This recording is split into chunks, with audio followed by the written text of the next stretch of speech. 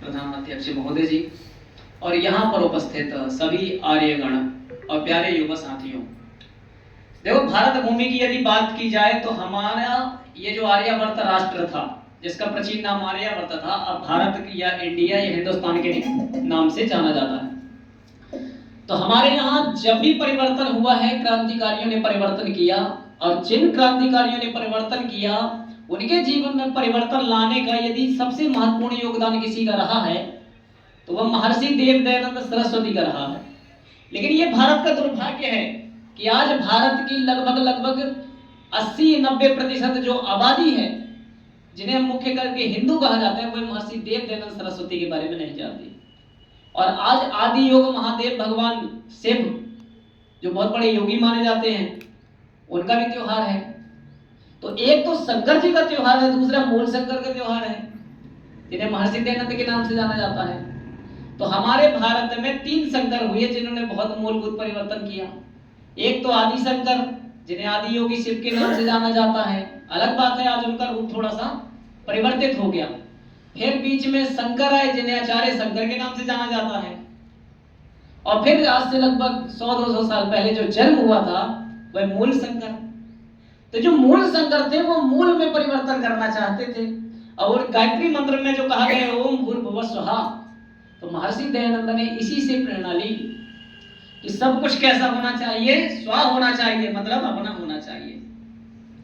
महर्षि दयानंद के पहले विद्वान तो बहुत पैदा हुए, श्रेष्ठ पैदा हुए, लेकिन महर्षि दयानंद के बाद अभी तक ऐसा कोई नहीं आया कि जो उनकी जिससे तुलना करी जा सके। तो उन्हीं महर्षि देव दयानंद सरस्वती के उपलक्ष्य में एक छोटा सा भजन है जो महर्षि दयानंद की ओर है। और हमारे जीवन में जो भी थोड़ा बहुत परिवर्तन हुआ है, जो भी हमने दुर्गुण छोड़े हैं, त्यागे हैं, या कहते हैं कि शास्त्र कहते हैं कि जो आर्य लोग होते हैं वो कंदों की भांति होते हैं। जैसे बॉल होती है, बॉल नीचे गिरती है और बॉल क्या होती है, हवा में फिर से दोबारा उछाल ले लेती है। इसी प्रकार जो आर्य लोग होते हैं, जो ईश्वर के भक्त होते हैं, जो ऋषि परंपरा को मानने वाले होते हैं, वो बिल्कुल कंदों गेंद की भांति होते हैं, गिरते हैं और से तुरंत खड़े हो उठते हैं। लेकिन जो अनार्य होते हैं, जो मलेच्छ होते हैं, जो दुष्ट होते हैं, वो मिट्टी के लोंदे की भांति होते हैं, जहां गिरते हैं तो चिपक जाते हैं, फिर उठ नहीं पाते। तो ये जो उछलने की प्रेरणा मिलती है, कहां से मिलती है? ये मिलती है हमारे विचारों से। और हमारे जो विचार हैं, ये हमारे विचार हमें किसने दिए? हमें दिए महर्षि दयानंद सरस्वती ने। क्योंकि हमारा विचार हमें तैयार करता है कि हम आर्य हैं या हम अनार्य हैं। हमारा विचार हमें तैयार करता है कि हम कहीं बम फोड़ दें। एक पल का विचार कहता है कि आत्महत्या कर लें, या दूसरे क्षण का विचार कहता है कि नहीं, हमें जीवन जीना है। हमारा विचार हमें आर्य बनाता है। हमारा विचार कहता है कि इस सृष्टि में जन्म लेने वाला प्रत्येक जीव परमात्मा की दृष्टि में समान है। तो सबसे ज्यादा जो इंपॉर्टेंट होता है विचार, और यही विचार उत्पन्न हुआ मूल शंकर के जीवन में। पिताजी के साथ देवालय गए, पिताजी से पूछा, पिताजी परमात्मा कब मिलेगा? पिताजी ने कहा, बेटा थोड़ा सब्र करो, थोड़ा धैर्य रखो, परमात्मा जरूर मिलेगा। लेकिन बालक अवस्था में किसी चीज को जानने की जो उत्कंठा होती है बड़ी तीव्र होती है। उस लड़के के अंदर धैर्य नहीं रहा और बार बार पूछता रहा, पिताजी भगवान कब मिलेंगे, कब शंकर जी के दर्शन होंगे? पिताजी ने कहा, बेटा रात के होंगे। सब सो गए, तब एक व्यक्ति जागा, और ऐसा जागा कि सारे देश को जगा गया।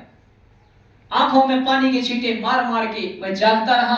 पंडित जी से कहा, पंडित जी देखो, शंकर जी की पिंडी के ऊपर कुछ गंदगी लपेटे हुए चूहे निकल रहे हैं और उससे गंदगी फैला रहे हैं। पंडित जी कहते हैं, अरे उनका तो काम है, वो कर रहे हैं। पंडित जी ने कहा, चुपचाप सो जाओ। पिताजी को उठाया, पिताजी देखो। पिताजी ने कहा, असली भगवान यहाँ नहीं है। बोले कहाँ है? बोले पहाड़ों में रहता है। उसके अंदर एक उत्कंठा आई कि नहीं, मैं पहाड़ों में जाऊंगा। जब वो बड़ा हो गया, उसके जीवन में क्रांतिकारी विचार आ गए, तो पिताजी ने कहा, एक काम करते हैं, इसकी शादी कर देते हैं। क्योंकि समाज में एक उक्ति प्रचलित है कि जो व्यक्ति किसी की नहीं सुनता, बीवी की जरूर सुनता है। तो सोचे शादी कर दे। लेकिन ऋषि दयानंद, उस समय मूल शंकर नाम था, घर से निकल गए और इतना बड़ा उनके जीवन में परिवर्तन आया कि आज उनके प्रकाश से हम सभी प्रकाशित हो रहे हैं। उन्हीं महर्षि देव दयानंद सरस्वती के चरणों में उनको याद करते हुए जिस प्रकार उनको बोध हुआ, हमें भी थोड़ा थोड़ा बोध हो गया है। लेकिन अभी आचरण में नहीं आ पा रहा है, क्योंकि आचरण में आता तो कटनी में तो परिवर्तन ला ही सकते थे, घर में तो परिवर्तन ला सकते, जीवन में ला ही सकते थे। तो उन्हीं महर्षि दयानंद सरस्वती के चरणों में एक छोटा सा प्यारा सा गीत है,